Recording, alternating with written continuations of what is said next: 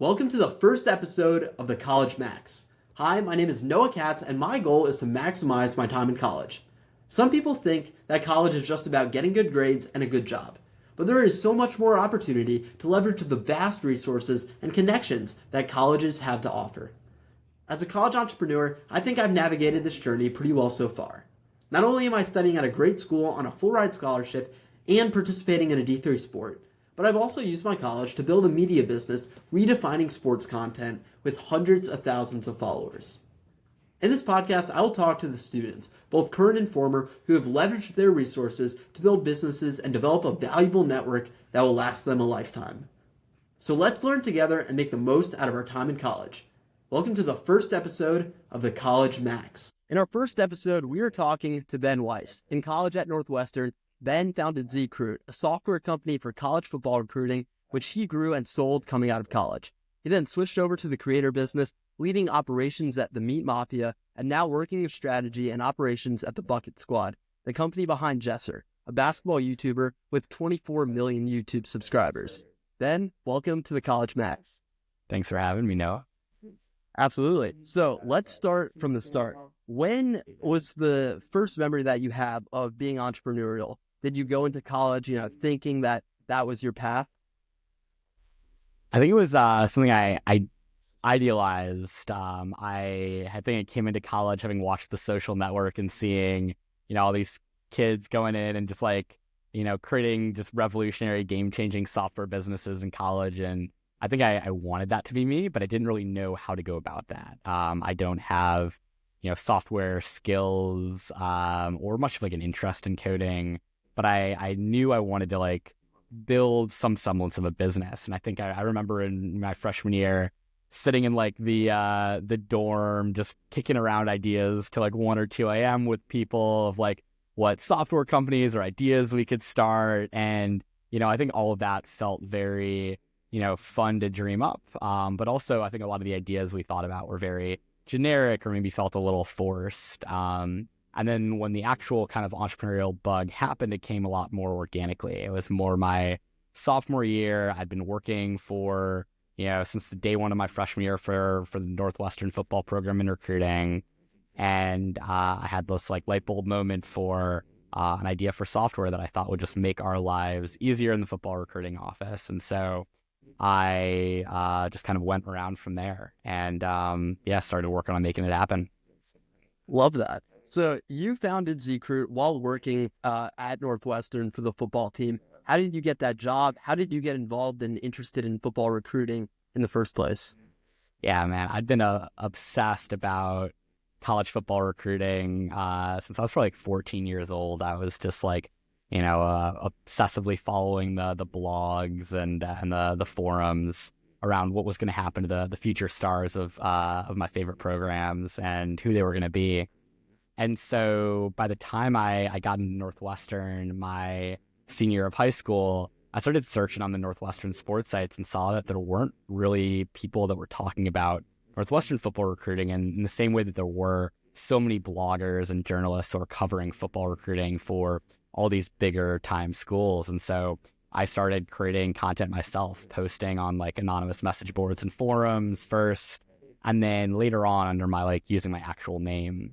And a couple weeks before my freshman year of college, one of those articles that I wrote wound up getting sent over to the head of football recruiting for Northwestern football. And he wound up reading it and reaching out to me and saying, hey, we'd love to meet with you when you're on campus. And so week one of my freshman year, I sat down in his office and met with him, and he offered me an unpaid job working in his office. As long as I would refuse, as long as I made sure to hang up the journalism cleats and wouldn't, post any of the things that I was learning while being on the inside and in the building. I said, yeah, no brainer. I'm someone who's just passionate about this way more than I was passionate about, journalism or writing and covering it. So I jumped in and got this job working for the team and, spent a couple of years just going really deep there and having this amazing experience. They were awesome about giving me this really cool in-depth experience there. But I really learned in that experience just the ins and outs of what it really looked like to recruit at a high level and, what it meant for these Division I football programs to how they actually went through the process. And learning that was invaluable and allowed me to then kind of take that into, building something for that industry specifically. Interesting. Yeah, that's really cool to hear how you parlayed that job into what you built. So when, was that light bulb moment, and what did that light bulb moment look like of, this is what this industry is missing, and I think I can do something about it? So the initial light bulb moment happened in a class I took my sophomore year. We had a class that was actually taught by the president of our school. And one of the papers that we went through was one actually like co-authored by him, in which he broke down like analytics on admissions decisions. And effectively it was a paper that was looking at like matriculation rates and predicting where kids were going to like matriculate based on all this data on them. And I saw that and I went, wow, that would be really interesting to apply to the world of college football recruiting, but we know way more information about these kids we're recruiting from a football perspective than admissions officers know about these applicants just applying to their school. Most importantly, we know all the other schools that are they're considering them as well. And so we can really kind of like narrow this down.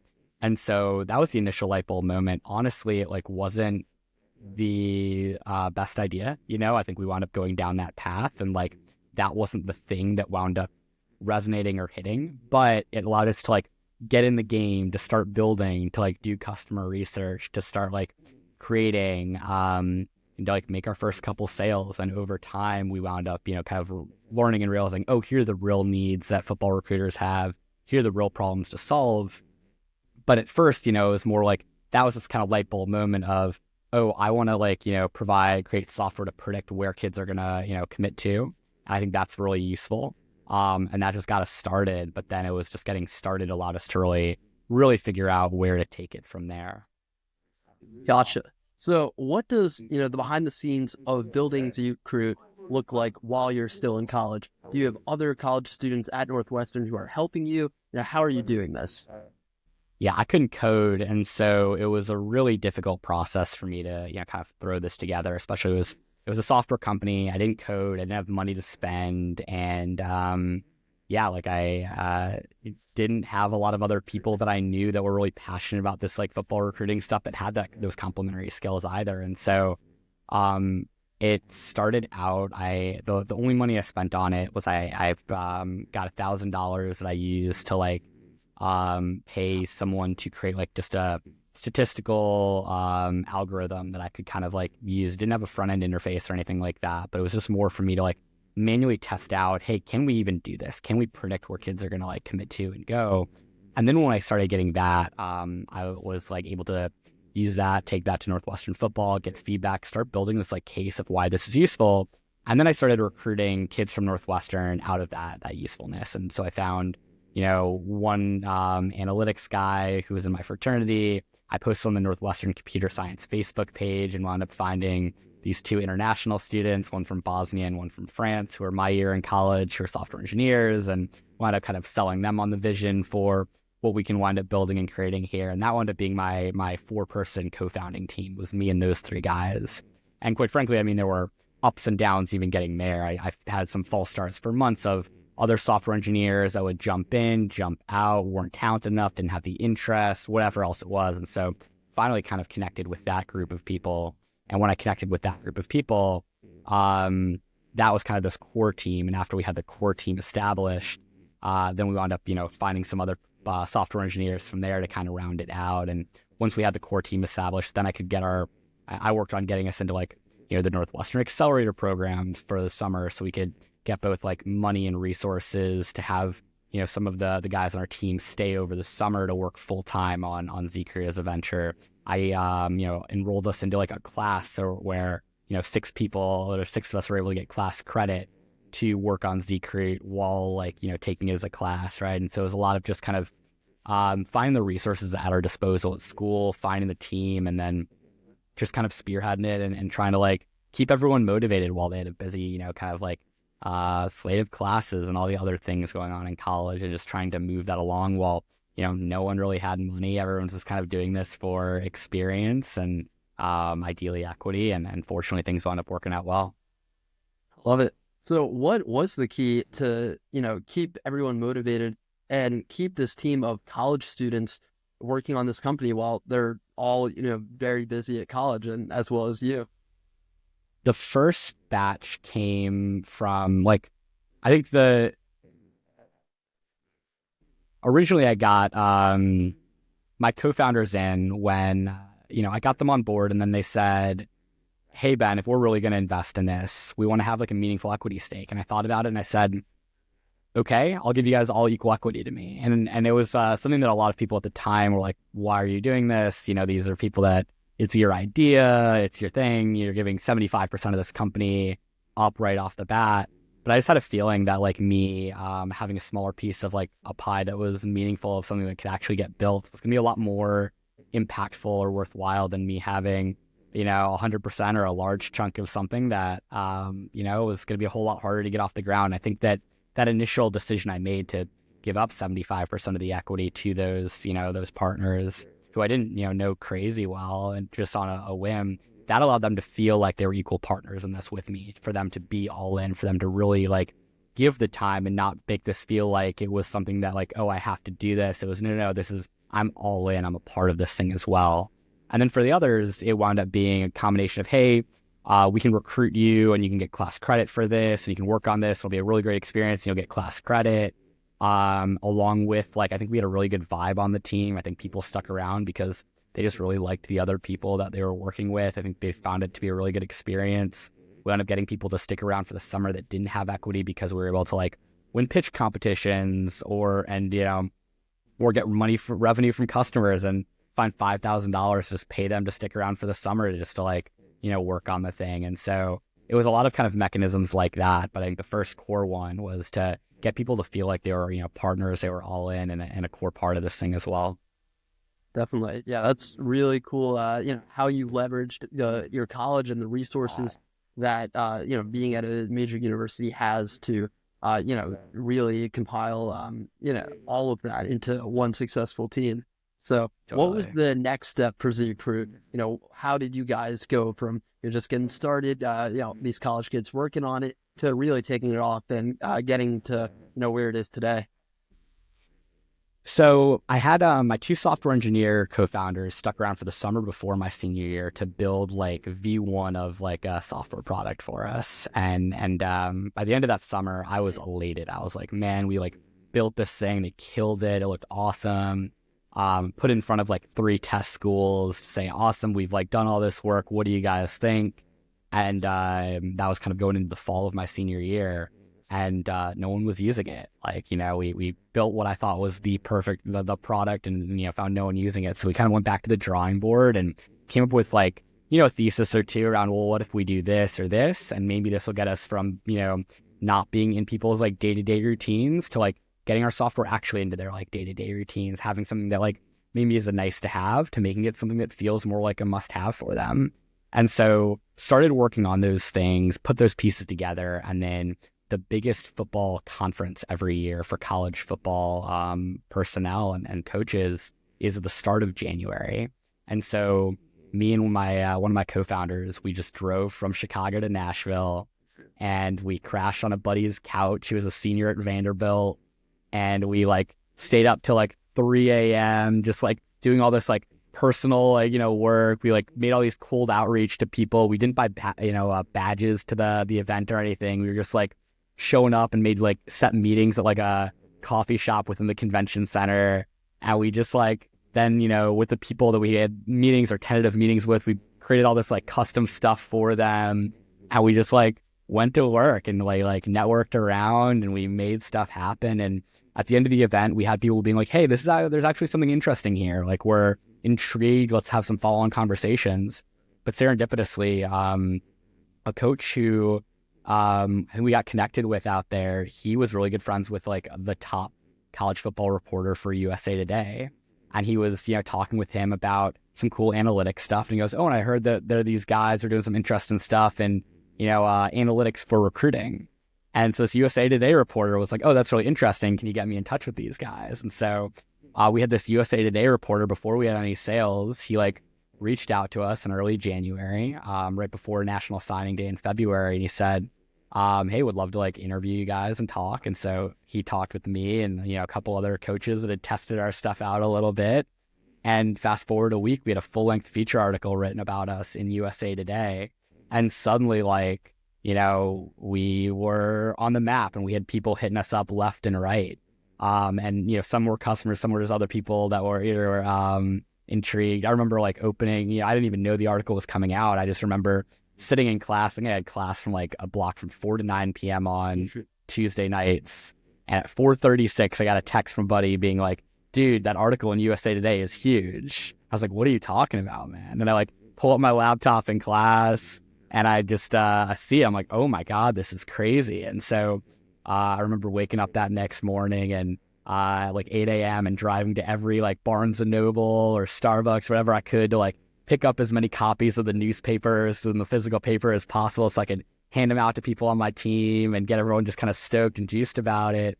And suddenly we had some leverage and kind of used that to like, put, fire under our feet for our team and say, hey, we got to strike while the iron's hot. I know we like don't have this product that has customers yet. What do we need to do? What's the minimum stuff we need to do to get this out there so customers can pay for it? And we really shrunk down and said, all right, well, if we just need to make a sale in the next month, I guess we could do this, this, and this, and we can like get this out there. And so we trimmed down a lot of what was kind of in our, ideal that we would have kept building forever. And we said, all right, this is it. And we made our first 3 sales based on the momentum from that USA Today kind of like article and the outreach there. We locked in Northwestern as a paid customer. We locked in Wake Forest and we locked in Old Dominion. As we got our first 3 paid customers, $5,000 for the year, $15,000 total. And that was all, kind of allowed us to go off to the races from there. And, this was all the spring of our senior year. So this was starting in January of my senior year, and kind of took us through April, May of senior year, or like March, April of our senior year. We got those first 3 customers, and then it was about onboarding them, fulfilling it, making sure they had an amazing experience, improving the product and trying to get more, and things just kind of snowballed a bit from there. I love that. So as, the USA Today article is coming out, you're gaining traction, your friends are seeing the article. What is it like being in your senior year of college? Are, professors aware of what you're doing? Are you suddenly a little less focused on your classes? What's your thinking there? And also, what is your thinking of, I'm about to graduate college, can this, be a full-time thing? Do I have a job lined up? What was that like? Yeah, my spring of my senior year was like one of my darker periods for like both of those reasons. I think it was a combination of like ZCruit never was that difficult for me prior to then in college, even though it was something I started working on as a sophomore, because I could very much do it on my own time and at my own pace. Whereas suddenly my spring of my senior year, we had paid customers, we had, things breaking, I had to manage this, I had to keep making more sales. It became this thing where like I couldn't turn it off. It had to be this kind of like full-time commitment for me, while also still having a full slate of classes, while also seeing all of my friends being pretty like checked out. Either, they finished, early, or they were down to like 1 to 2 classes. They were just chilling.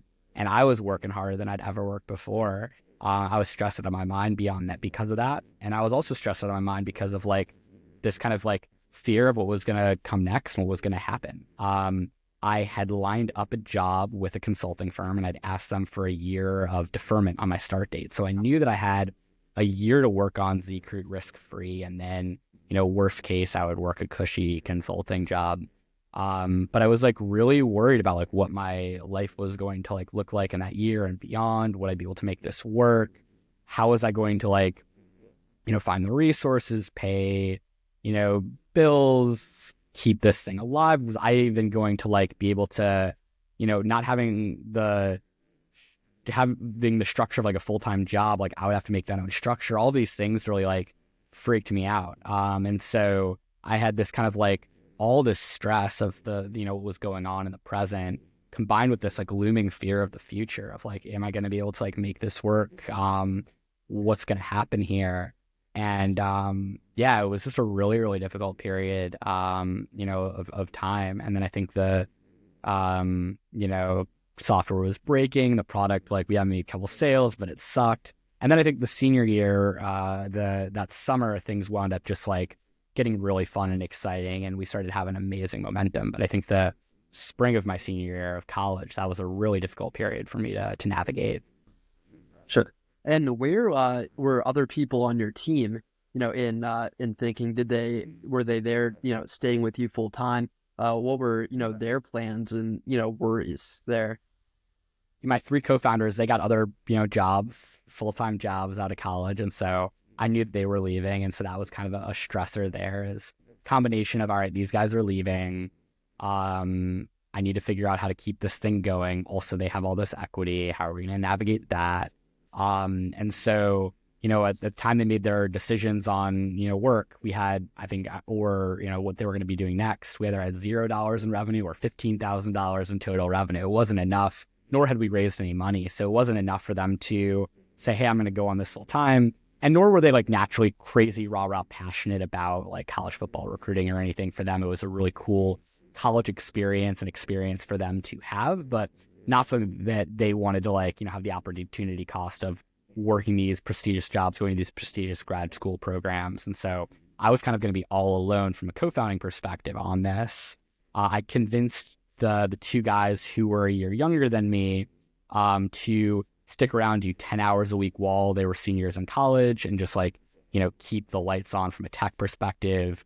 I paid them, I think, $30 an hour to do that. And then I found like a really sharp buddy of mine from college who was a professional, or from high school and just growing up. He was a professional musician who he was going all in on music and, was down to like work. He had a double major in computer science and violin performance. And so I paid him, $30 an hour to give me 20 hours a week of time to, keep things going as well. And that was kind of our plan was, all right, I've got, 10 hours from this guy, 10 hours from this guy, 20 hours from this guy, and we'll just like keep this thing going. And it was around that time that, I was kind of figuring out that plan. I was figuring out that plan that our senior year, or the summer after our senior year. The beautiful thing was the summer after our senior year, I wound up convincing our full 5-person team or 6-person team, 4 software engineers and a data scientist, to stick around full time for the summer, even though 3 of them, the co-founders, they were going to go off and do different things in the fall. I said, great, hear ya, but like, let's stick around full time for this summer. And it was in that summer that we just took the product to that next level. We really started finding product market fit. We went from 3 Division I football customers to 13. We got an acquisition offer from the largest company in the college sports recruiting industry. And with that acquisition offer, that suddenly became this thing where now I have a real, like, one, I can make a real salary to work on this, like, idea that I had in college, right? This little, like, thing I was messing around with that I never really viewed as this, like, oh, I don't know, this viable job. It suddenly was like a viable job. And I had resources to, like, pay people to, like, work on this thing. And so one of the guys who was a year younger than me, who was a software engineer working with us, who was doing the 10 hours a week thing, we wound up getting him to go full time with us when he graduated. And I wound up able to, recruit 3 other data scientists and software engineers to like go full time once we actually had these resources from the acquisition to, really build this thing and take this thing to the next level and really invest in it. And so it was such a blessing to have that opportunity to really kind of take this thing that we were just, throwing together, keeping together with like, duct tape and rubber bands. And then it was like, all right, now we've got some real fuel we can add to this fire. We've got something here. We've got some semblance of product market fit. And now we've got a company that's really, wants to sees the promise in this and wants to invest and help us, take this to that next level. Definitely. Now, before we get to the acquisition offer and what's next, what advice would you give to people out there who might be in a somewhat similar situation to what you were in, where your, college is ending soon, you have something, it has some traction, but, it's not making crazy money. You're not sure if it's enough to be a full-time job. What advice would you give? I went really far out of my way to like de-risk things as much as possible. And so having that other, like that job offer deferred for a year gave me this like, this de-risked ability to really like buckle down and focus. And I think so much of success with this, it comes from like, grit and perseverance and skill and all that, but also so much just comes from endurance and being able to like stay in the game and try new things. And so, by when I like got that deferment date on the job, I had 2 years where I knew it was 2 years before like, getting this job offer and being, when I had to start. And so I had 2 years where I could just focus on just trying to figure this thing out and making it happen and just trusting that I was going to make it work. And, if I only had 6 months, it probably wouldn't have happened. If I only had 12 months, it probably wouldn't have happened. But because I had 24 months, I was able to really endure and figure it out. And so for me, it was like I de-risked so that I could, endure. And I think that that's what I would recommend. I think it's really hard to know, if like what you're onto is viable or not. Like I don't know if I thought what I was working on was really going to work, or if I had like irrational confidence in it. I don't think I did. That being said, I was able to position myself in a way where it didn't need to work, and that was okay. Like worst case, I was just going to do this kind of cushy thing, and I could just kind of keep focusing on just like getting a little better and a little better without having this kind of looming pressure around needing to figure it out tomorrow. And so I think that was such a blessing that I was able to kind of figure out and position myself with. And if I didn't have that from a positioning perspective, I don't know what I would have done. Love that. Yeah. So now, how did the acquisition offer come to be, and what was it like working with ZCruit after the acquisition offer? Yeah. So we first wound up on our acquirer's radar from that USA Today article. That was when they first reached out. I wound up talking to the CEO of the business, right around there, and had the president of their largest subsidiary business also reach out to me. And, I was just really scared. It was like a PE-backed company that had raised $100 million to buy up a bunch of companies in the college sports recruiting space. And I was so scared just to like talk with them and interact with them that, it was like, oh, these like sharky private equity people, like, let me stay away. Are they going to steal my ideas and just have the rocket power to like, build, the stuff that I'm doing? And so I was very kind of on the call with them, very kind of coy, and didn't give them much. But then over the summer we reconnected. I'd listened to the president of their largest subsidiary company on a podcast that I'd actually also been on, and heard her speak about the business, and was like, you know what, she seems really like genuine. There seems like there might be some interesting things here. And so I reached back out. I think they similarly heard me on the same podcast and got interested in me again. They had a 400-person headquarter office in Chicago, which was where I went to college and where I, intended to be. And so we met up a couple times over that summer. And then one morning at breakfast, we were having a breakfast meeting. They put an acquisition offer in front of us that was very just kind of out of the blue and unexpected. And, it felt at the time very much like a no-brainer. I'm naturally a pretty risk-averse person. And so, being given, just even like a nice salary and benefits to work on the brand that I started in college that, I was still just trying to figure out was like amazing. And then there was also just really generous upside that they offered as well. And so I ran it by a bunch of people, and my gut was just like, hey, let's do this. And the first 2 years with it were amazing. It was unbelievable. It was all the benefits of working on a startup without any of this shit. It was, I didn't have to worry about payroll or cash flow or fundraising. All I had to worry about was building an amazing product and selling it to as many people as possible.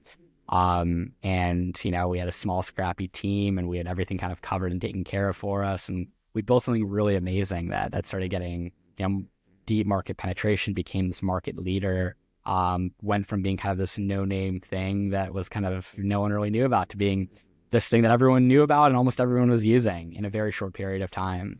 And then the last 2 years with them were quite tough and miserable, in the sense where the politics and the bureaucracy and all that started closing in. We had this way bigger vision for where we wanted to take things, and we just weren't able to do that within the confines of this larger company that acquired us. And that was just kind of like an internal mess. And, and so it was difficult to just kind of navigate through that. And I had so much passion around ZCruit and the concept and the idea, and also a vision for where this could go to be, way, way bigger and more exciting than it was. And, I also had so much like identity that was tied up in ZCruit from a perspective of both like, personally and professionally. And so, ultimately when I realized I wasn't going to be able to kind of like take this thing where I wanted to take it within the confines of the company that bought us, I made that decision to like walk away. And it was a really difficult one. And definitely one that took a lot for me to kind of like unwind on and to work through before, kind of coming out the other side. Gotcha. So, kind of reflecting back on Zcruit and just your experience in college, developing this business and building this team, and getting this traction in this space that you love so much. If you knew everything that you know today, what would you have done differently? Man, it's so hard. I think like, hindsight's so 2020 with it, where it's so hard to say, I think that I had an amazing experience. I learned a lot, built something really cool that I was really proud of, and had an amazing experience. And I don't know if like there's anything I could really like say I would, take back or do differently. I think I certainly saw by the time I left a lot more promise for where we could have taken it. And I think when I did make the decision to leave, I didn't really want to. I think, in an ideal world, I would have been able to keep, running, my baby, the thing I started, and wanted to kind of keep driving forward. But I also have it was unlikely to have gotten to the position and space that it did if it wasn't for the opportunity that I had with the Acquire, with our parent company, and, giving us the resources to create something really cool and special there. And so, hindsight's so 2020. It was definitely, some big ups and some big downs with it, but it was a beautiful, beautiful opportunity and experience, regardless. Definitely. So now going from Zcruit to where you are today, started working in the creator industry. What spurred that interest? What made you want to go kind of from the software side over to the creator side? I was kicking around what I wanted to do next. I think first I had so much identity around myself as being a founder and an entrepreneur. It was all I'd ever known and done. I had had success with it. It was kind of like, well, of course I'm going to start something else. I didn't really have any like B2B SaaS concepts that were interesting to me. A lot of the concepts that were interesting to me were things that would involve like marketing. And so I'm not a marketing pro or expert. So I kind of thought, well, okay, maybe I'll like build audience, I'll create content. And very quickly and early on, I realized like, that's not me. But I also got really bullish on this kind of idea of people that do have audience, an authentic audience, being the future of business and being able to just build amazing businesses out of people's audiences. And so I said, well, all right, maybe I'm not this like audience person, but maybe I can partner with people that have really cool, big audiences and build great businesses with them in collaboration with them. Also knowing that oftentimes people that have great audiences, they're not business people, they're content creators. And I can really very much complement and bring complementary skills to the table than what they have to offer. And so that was my thesis. And so I had these, but I had no experience with, content creators or in this world. And so I knew I was going to have to kind of be scrappy and figure it out. I had these two friends that had a large social media following and a podcast in the health space under the brand The Meat Mafia. And so I hit them up and I said, hey guys, can I just like run your business for free? Let's just see how this goes. And let me help drive this thing and see if I can provide value. And after 3 months, I provided enough value where they said, hey, Ben, let's get you paid something. Obviously we don't have the biggest business in the world, but let's get something in your pockets. And I said, awesome, that's great. And so I kept working with them, helping them grow the business, built that up in a meaningful way, and got to a point where, about the year point, I said, great, I've got good experience in this, kind of creator world. I think I can do some cool stuff here. Now let's try to parlay this into an opportunity with a larger creator and a larger creator brand where I can, get paid a little bit more and also have like a, a little larger opportunity, role, experience, be a part of something that can be like really, really big and special. And so was fortunate to be able to connect with the Jesser team at a place where they had, over 20 million YouTube subscribers, were the biggest basketball YouTuber out there. I'd independently just been, dreaming up and cooking up a bunch of ideas that I was interested in the sports space, and thought, man, if there was a big sports creator that I could partner with, it would be an amazing opportunity for me to be able to maybe bring those ideas into becoming a reality. And so wound up getting connected with the president over at Bucket Squad, the company behind Jesser, and we went back and forth and said, yeah, let's make something happen here. And so was able to get an opportunity with the team and move from Austin, Texas to Los Angeles, California to join on and be a part of it all. What was the key to, getting this job in the creator space? What advice would you give to people who are looking to work with creators? It's hard to get in with creators because everyone's trying to get in with creators. Everyone's trying to get their time in some capacity. They have fans, they have people trying to sell them things, and they have people trying to work for them because they have this kind of celebrity persona. And so it is really, really difficult to be able to get your foot in the door. I was fortunate to, I networked pretty hard in this space. I had people I knew from college that were, deeply involved with creators. I had a good friend who was fairly high up at the Mr. Beast organization who was well connected. But one thing I did was before I had a real job in this space, I went to the biggest creator conference. I went to, VidCon in Los Angeles. I just paid my way there. I stayed in a hotel. I bought the $1,000 badge for the event. And, bought my own flights and just said, all right, I'm making this $2,000 investment without knowing if anything was going to pay off out of it.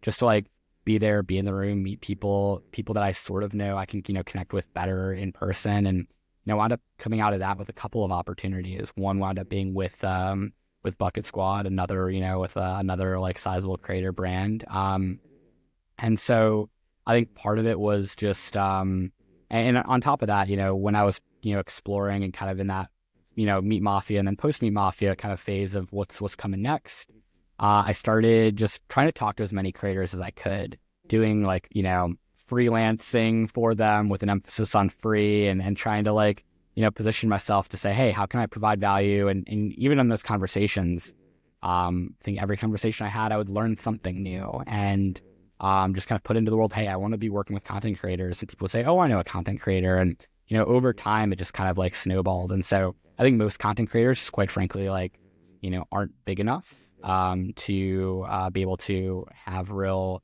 employment opportunities. And the ones that are so big that it's really difficult to get in. But, I was fortunate with just the work that I did around going to conferences, networking around with people, meeting people, that it wound up opening enough doors for me where I had this opportunity at my disposal. Definitely. So now, many know Jesser as this massive YouTube channel, this huge brand, but I'm sure, the average viewer doesn't really think about what goes into the behind the scenes of running this massive company and collaborating with the NBA and, building this content studio and this apparel lifestyle brand to go behind it. What does, working for one of the biggest basketball creators look like? Yeah, no, it's been a really great experience. I'm learning so much. We've got obviously massive content business. We've got a social media department. We've got an apparel business. We've got licensed products you can buy in Walmart. We have these partnerships with the NBA and these other large organizations.